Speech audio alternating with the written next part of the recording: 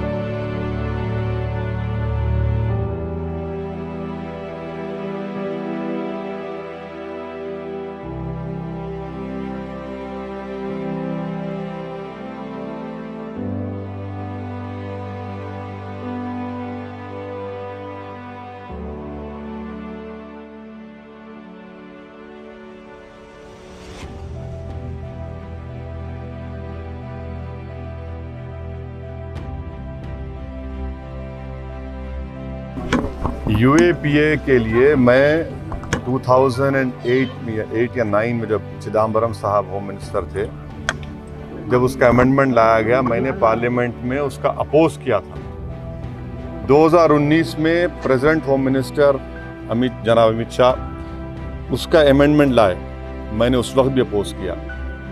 तो यूएपीए एक ड्रैकोनियन कानून है और इसकी जिम्मेदारी कांग्रेस और बीजेपी पर आयद होती है।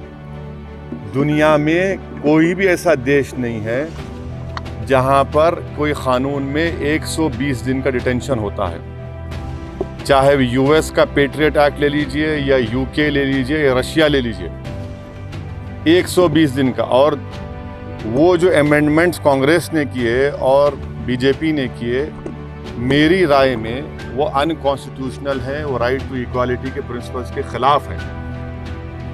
इसीलिए हमने कहा कि मैं शुरू से यूएपीए का खिलाफ रहा हूँ और उसकी मुखालिफत की वजह यह है कि ये क़ानून को हमेशा, चाहे कांग्रेस हो या बीजेपी हो, माइनॉरिटीज़, दलित्स, ट्राइबल्स और जो किसी सरकार के ख़िलाफ़ होता है उनके ख़िलाफ़ इस्तेमाल होता है।